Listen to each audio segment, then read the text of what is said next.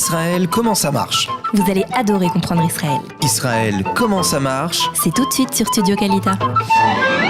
Et on est ravis d'accueillir nos invités pour vous parler d'un sujet qui peut-être ne vous dit rien, mais qui aide énormément d'enfants diagnostiqués, on va dire, adultes aussi, bien sûr, avec des troubles de l'attention et beaucoup d'autres choses. Voilà. Alors vous qui êtes peut-être des parents avec des enfants compliqués, pas tout à fait dans les normes, un peu agités, si on vous a prescrit de la Ritaline, restez bien accrochés à l'émission, ça va sûrement vous aider. Alors j'en profite tout de suite pour vous présenter mes invités, le docteur Atlan. Bonjour. Bonjour, bienvenue. Merci. Alors, psychiatre, voilà, de votre fonction Absolument. On va dire, principale. À vos côtés, il se trouve Myriam Ben-Simon. Bonjour. Myriam. Et Enchantée. puis Daniel. Enchanté. Bonjour. Voilà. Alors, Daniel, vous êtes praticien en neurofeedback. Absolument. On va tout de suite, bien sûr, expliquer. Et puis vous êtes psychothérapeute, conseillère conjugale. Tout à fait. Voilà. Alors, tous les trois, vous êtes praticiens en neurofeedback, on l'aura compris, c'est ce qui vous réunit. Mais comment avez-vous découvert, on va dire, cette méthode, voilà, qui apparemment vous a conquis, tous les trois? Tous les trois. Ben, en fait, c'est par ma fille, c'est grâce à elle finalement. J'étais déjà dans le domaine de la thérapie, la psychothérapie, tout ça. Et puis ma fille, effectivement, avait très souvent des crises de colère. Elle avait été très souvent très nerveuse, de l'impulsivité. Depuis quel âge? Depuis toujours? Depuis toujours. D'accord. Oui. Et bon, donc on a dû faire un diagnostic, un examen pour vérifier un petit peu ce qu'elle avait. Et elle a été diagnostiquée avec un trouble de l'attention, TDA, sans hyperactivité. Donc évidemment, ici, quand on nous diagnostique un TDA, on nous donne une ordonnance pour de la Ritaline. Et on voulait vraiment éviter ça. C'est pas du tout notre mentalité. D'abord, j'ai travaillé avec elle au niveau comportemental, puisque c'est aussi mon domaine, à l'aide d'outils comme la PNL, donc la programmation neurolinguistique.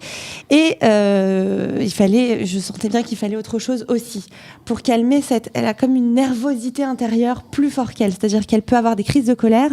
Et ensuite 10 minutes après que ce soit passé, s'excuser et dire je sais pas pourquoi j'en suis arrivée là. Ça m'a dépassé, c'est comme si elle avait quelque chose qui l'a dépassé, qu'elle ne pouvait pas gérer. Voilà, tout à fait. Donc déjà ça fait de la peine, évidemment. Et puis il y a quand même aussi, il faut en parler, une sorte de culpabilité au niveau du parent, de pas pouvoir aider son enfant et de passer directement à des médicaments. C'est un peu comme si je jette l'éponge, je suis pas capable d'éduquer. Bon, alors faut comprendre qu'il y a un vrai, c'est vraiment neurologique. Et puis on a découvert cette méthode, donc le neurofeedback. Je me suis renseignée, évidemment, je voulais pas, donc c'est une méthode non invasive, mais je voulais quand même être sûre, donc je me suis renseignée auprès du docteur Atlan, psychiatre, et il m'a encouragée très chaudement à faire des séances à ma fille de neurofeedback. Alors, on ne fait pas des séances comme ça, j'imagine qu'il faut une formation, vous êtes formé à l'étranger. Alors, on est formé, d'abord j'ai connu un ami qui l'utilisait déjà en Israël.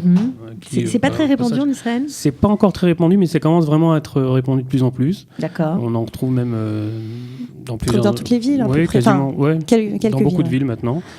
Et puis, mais c'est beaucoup plus développé aux États-Unis. Donc, je l'ai connu par un ami que je salue au passage et qui m'a fait bien connaître donc cette méthode, le neurofeedback dynamique, et où j'ai fait des compléments de formation aussi en Amérique du Nord. Et qui est, c'est une méthode qui est vraiment très développée là-bas. Il faut savoir qu'aux États-Unis, ils l'utilisent même déjà dans les hôpitaux, même si ça n'est pas un traitement médical. Un traitement médical, absolument. C'est plutôt un entraînement cérébral qui permet en fait de réguler en fait le cerveau, d'accord. Et comme l'a dit Myriam, c'est en fait c'est non invasif, c'est-à-dire que la personne est tranquillement assise, elle va écouter donc une musique. Nous, on va brancher, donc on a branché notre enfant, mais aussi d'autres personnes avec avec cet appareil, d'accord. Donc alors il faut préciser que c'est un appareil, c'est ça qu'on comprenne bien, parce que parfois ceux qui nous écoutent, ça peut être un peu abscon et absolument compliqué. En fait, alors c'est un appareil. C'est un appareil, en fait, c'est un ordinateur. C'est un ordinateur qui est branché à un électroencéphalogramme, qui lui-même a des électrodes qu'on va mettre en fait sur le cuir chevelu, qu'on va brancher en fait. Et on sent rien. On sent rien évidemment, mais qui va en fait mesurer en fait cette activité électrique cérébrale et qui va en fait repérer des fréquences irrégulières, d'accord, des sortes de turbulences en fait qui se manifestent par un certain vécu qu'on a ou par des expériences personnelles qui peuvent en fait créer en fait cette activité cérébrale irrégulière. D'accord. Et par le biais de cette musique qui est en continu, la Donc, personne... c'est ça, on branche les électrodes et en même temps on écoute une musique. Absolument. D'accord, en continu. Absolument. Et quand vous repérez des irrégularités, qu'est-ce qui se passe? Alors, l'appareil va en fait à des fréquences à des moments, voilà, inaudibles, hein, quasiment inaudibles, à des moments très précis, va en fait faire des micro-coupures, d'accord, qui vont être, où le cerveau en fait va réagir à ces micro-coupures. Donc, même si notre oreille ne l'entend pas, le cerveau, lui, au niveau du système central nerveux, va lui réagir à cela. Et cette réaction en fait va permettre en fait au cerveau de réguler cette activité cérébrale. Donc, et en même temps, de cette manière, en fait, de pallier à des troubles. Donc, ça peut être des troubles de la concentration, ça peut être des troubles en fait, de la mémoire, mais des troubles du sommeil. Des troubles du sommeil, et aussi, ça peut être aussi pour des phobies, des traumas, d'accord, des addictions, etc. Donc, ça peut pallier à pas mal de troubles, d'accord, puisqu'en fait c'est tout le système central nerveux qui va être en fait régulé, d'accord. Le cerveau va faire cette autorégulation sur l'ensemble du système nerveux central. D'accord. Alors, docteur Atlan, vous êtes psychiatre à Paris, vous êtes fraîchement arrivé en Israël. Oui, 2 mois. Voilà, donc bienvenue. Merci. Vous avez pratiqué au sein de votre cabinet le neurofeedback. C'est pas parce que on en parle comme ça, mais c'est pas nouveau du tout comme non, c'est comme pas nouveau. méthode. C'est pas nouveau. C'est déjà utilisé depuis plus de 38 ans aux États-Unis, recommandé par des professeurs de Harvard et d'autres universités. Parce que c'est le docteur Lozanov, un professeur Lozanov en Bulgarie, qui a déjà découvert ça aux alentours des années 65-68. Et en 70, les Américains s'en sont emparés et ont créé cet appareil. À Paris, j'utilise un appareil un peu moins sophistiqué qui permet de mettre les personnes en état de méditation, en état alpha, selon le Mathieu Ricard. Et la personne est complètement détendue. Mais l'appareil émet une fréquence qui régularise le cerveau. Et c'est le même principe que nous utilisons ici avec le NeuroSense. Ça permet de régulariser le cerveau, ça permet d'apprendre, de développer son cerveau pour apprendre des langues étrangères. Et quand on arrive en Israël, ça peut aider. Ça aide considérablement. Et ça permet de traiter effectivement un peu plus rapidement des phobies, par exemple, des troubles relationnels, que je ne le fais avec l'hypnose. J'utilise aussi l'hypnose à Paris, bien sûr. Mais c'est très différent.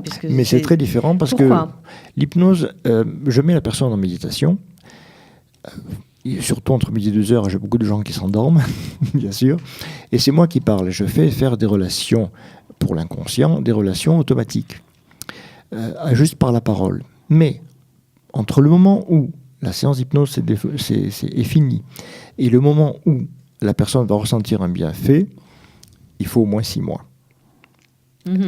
Et chaque séance d'hypnose est évidemment cumulative, c'est-à-dire chaque séance va renforcer la précédente, exactement comme les séances avec cet appareil. La différence avec cet appareil, c'est qu'en 3, 4, 5 séances, on commence à voir des choses positives qui apparaissent dans le cerveau, dans notre relation, dans notre relationnel. Pardon. Ça veut dire que ces sons que vous envoyez ou que vous cessez d'envoyer au cerveau vont vraiment réguler l'activité cérébrale ? Oui, parce que le cerveau a cette particularité d'accrocher les sons et les images, les lumières que l'on peut percevoir. C'est pour ça que, par exemple, dans un train, on peut s'endormir. Pourquoi ? Parce que le balancement du train, le bruit des roues sur les rails, la répétitivité de ce bruit fait que finalement on a tendance à s'endormir, à plonger, à piquer du nez. D'accord. Alors vous, par exemple, avec votre fille, vous avez vu des résultats au bout de combien de temps ? Nous, on a dû faire 15 à 20 séances pour vraiment voir les bons résultats. C'est-à-dire qu'on voyait de l'évolution, mais pour que ce soit bien fixé, ça a pris. Ça veut dire que les crises de colère ont complètement disparu ? Ouais. Non, elles se sont complètement atténuées. Elle peut être énervée de temps en temps, mais ça, c'est dans la mesure, on va dire, ça reste dans un cadre normal, comparé à ce qui se passait avant. Il n'y a pas de pétage de câble complètement... Puis démesuré, c'est-à-dire que maintenant, elle a 11 ans, c'est quand même un enfant de 3 ans. Elle avait les mêmes réactions qu'un enfant de 3 ans, parce qu'il y avait un décalage entre son état émotionnel et sa raison.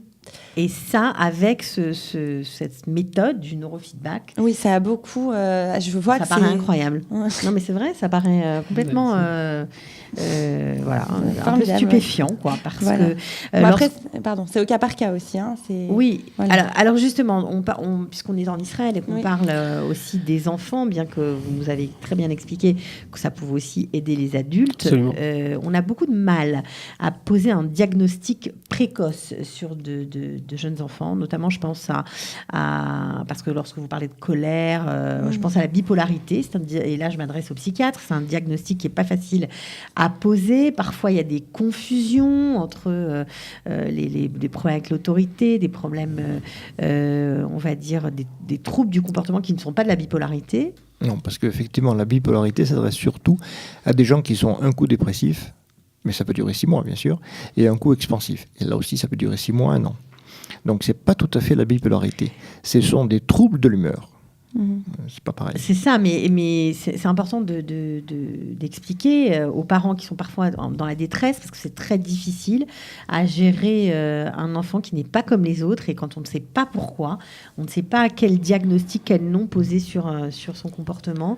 C'est bien d'en parler, parce que parfois on jette des mots comme ça aux parents qui ne savent pas trop quoi en faire. Et y compris pour les adultes aussi, parce qu'il n'y a pas que les enfants qui ont des troubles de l'humeur. Il y a aussi les adultes qui peuvent avoir des troubles de l'humeur. Donc cet appareil permet de régulariser. Avec l'hypnose à Paris, il faut d'abord discuter, il faut d'abord mettre au point les choses, il faut savoir ce que je dois traiter, le pourquoi du comment, avant de faire une séance d'hypnose. Et en plus, comme je vous ai dit, il faut 6 mois. Que là, c'est combien de temps il faut et combien de temps dure une séance? Alors, une séance dure 33 minutes et il faut, comme elle a dit... 33 minutes. Oui. Précis. Oui, parce que le cerveau peut se concentrer efficacement pendant 40 minutes. Au-delà de 40 minutes, on décroche. C'est pour ça que les cours, en général, en France, durent 45 minutes maximum. Mais les 5 dernières minutes, même les profs me disent, les 5 dernières minutes, j'en peux plus. Je leur explique le pourquoi du comment, bien sûr. Parce que dans les 5 dernières minutes, les enfants ont décroché. Okay. Donc c'est pour ça que ça dure 33 minutes. Et l'appareil que j'utilise à Paris, il dure aussi, la séance dure 30 minutes. Vous voyez, toujours le même principe. Et ça va beaucoup, beaucoup plus vite. Alors combien de séances? Au cas par cas toujours, mais au moins 5 ou 6 séances une fois par semaine. Ça, c'est indispensable. Ça aide vraiment. Vous avez des exemples de personnes qui ont été aidées par le neurofeedback? Alors oui, on a eu des résultats vraiment très probants, enfin même des résultats, je dirais même extraordinaires chez certaines personnes. Notamment, je vous donne un exemple d'une jeune femme qui est venue nous voir avec des troubles du sommeil très sévères. Elle avait aussi de l'hyperactivité, elle avait aussi des problèmes de concentration et de mémoire, mais principalement son problème était qu'elle ne dormait pas depuis des années, très peu, en fait 2 heures par nuit quasiment. Sans savoir pourquoi. Et sans vraiment savoir pourquoi, enfin, elle était très agitée. On met toujours des causes psychologiques, des traumatismes. Voilà, alors là l'avantage avec le neurofeedback dynamique, c'est qu'on n'a pas besoin de faire de diagnostic, hein, puisqu'on l'a dit. On ne parle pas. On ne parle pas, on ne fait pas de diagnostic, on n'a pas besoin, c'est pas un traitement médical. Hein, et la personne qui a les électrodes sur la tête ne parle pas non plus. Non plus, elle fait juste... c'est bien ça. Elle s'installe quand on n'a pas envie de parler, c'est pratique. C'est très pratique. Bah pour les enfants, c'est pour ça enfants. que c'est bien, et pour les maris des fois. Aussi. On va parler. C'est vrai. Ouais. Et donc cette personne est venue me voir pour ce trouble, et donc j'ai décidé de la brancher. Je lui ai dit bon, ce qu'on peut faire, c'est peut-être faire deux séances dans la même journée, évidemment avec quelques heures de décalage. Et donc on l'a branché et ça lui a donné un bon boost comme ça. Et la semaine suivante, elle est venue me voir en me disant écoutez, c'est incroyable. Et pour la première fois de ma vie depuis des années, j'ai réussi à m'endormir à 11h du soir jusqu'au matin. Donc c'était impressionnant, d'accord. Donc on a des cas qui sont comme ça, qui sont très impressionnants. On le voit aussi chez les enfants. Chez les enfants, en général, les résultats sont même beaucoup plus rapides que chez les adultes, d'accord, dû à leur plasticité cérébrale qui est peut-être encore toute fraîche, encore plus que chez l'adulte. Et donc on voit aussi des résultats comme ça. Donc voilà, ça a été des résultats très rapides. J'ai eu des résultats très rapides chez des enfants de 4-5 ans qui sont venus avec des colères, enfin de grosses colères, hein, presque hystériques. D'ailleurs, ils refusaient tout. Ils faisaient des crises, hein, des grosses crises. Et dès qu'on lui refusait quelque chose, c'était la guerre mondiale. Et en fait, après 1 ou 2 séances, l'enfant s'est totalement calmé. Mais totalement, c'est-à-dire il n'y avait plus de crise de colère. Et ce qui est intéressant de voir aussi, c'est que ces enfants-là, parfois même lorsqu'ils se mettent en colère ou lorsqu'on leur refuse quelque chose, eh bien, même s'ils ne sont pas très contents, ils l'acceptent. C'est-à-dire qu'ils acceptent cela et donc ils ne font pas de crise de colère. Et tout ça grâce aux séances de neurofeedback. Grâce aux séances de neurofeedback. Alors bien sûr, il y a des personnes pour qui c'est un petit peu plus long. Hein. Il y a pour qui c'est très rapide, pour d'autres c'est un petit peu plus long. Ça peut parfois demander 5, 10, 15 séances, c'est au cas par cas. On ne peut pas savoir à l'avance. Ça dépend aussi du trouble, de l'âge, etc. Mais alors, est-ce qu'on peut venir consulter et ne rien dire, avoir un trouble X, ne même pas avoir envie de dire de quoi on souffre ou qu'est-ce qu'on aimerait améliorer? On peut ? Alors, on fait quand même une petite liste de préoccupations pour essayer de faire un suivi, d'accord ? Parce que ce qu'il faut savoir, ce qui est intéressant d'ailleurs, c'est que le neurofeedback fait un travail interne sur le système central nerveux, donc c'est presque inconscient. Je vais vous raconter une petite anecdote qui est très intéressante, qui s'est passée aux États-Unis, d'une personne qui souffrait de phobie des ponts. Et donc, cette personne, c'était une dame qui n'arrivait pas à traverser les ponts. Et donc, une fois, elle partait en séance de neurofeedback. Donc, elle a découvert le neurofeedback. Et donc, elle faisait des séances. Et pour y aller, il fallait passer un pont. Donc, c'est son mari qui l'accompagnait. Mais le problème, c'est que dès qu'ils arrivaient en voiture près du pont, elle se mettait en dessous le siège, elle se cachait, etc. Et ce qui est intéressant, c'est qu'après plusieurs séances, et le neuropraticien lui a demandé s'il y avait des améliorations. Alors, elle a dit pas vraiment, je vois pas vraiment d'amélioration. Il dit d'accord, très bien, et votre mari, il est où Alors elle lui dit, mon mari, il était à la maison. Il lui dit, mais d'accord, mais comment vous êtes venu ? Vous avez dû traverser le pont pour venir. Et là, elle est restée bouche bée. En fait, elle s'était même pas rendue compte de façon consciente qu'elle avait plus cette phobie, qu'elle arrivait d'elle-même à traverser ce pont. Et c'est ce qu'on voit aussi chez les personnes qui viennent nous voir. C'est quelque chose d'inconscient, un peu comme l'hypnose d'ailleurs. C'est ça qui est intéressant. Absolument, oui. Alors vous nous avez dit que vous étiez là depuis 2 mois, donc j'imagine que vous ne parlez pas l'hébreu. Non, j'apprends. D'accord. Est-ce que vous avez testé sur vous ? Absolument, absolument. Et ça développe la mémoire, effectivement. Mais j'en suis qu'à 2 mois d'ici seulement, alors, donc il faut encore des séances. Donc quelques séances pour essayer d'apprendre la langue encore un peu plus mieux. rapidement, oui, parce que l'Ulpan, ça va vite. Parce qu'on a même reçu ici des gens qui apprenaient la langue grâce à l'hypnose. Exact. Je pratique ça aussi à Paris.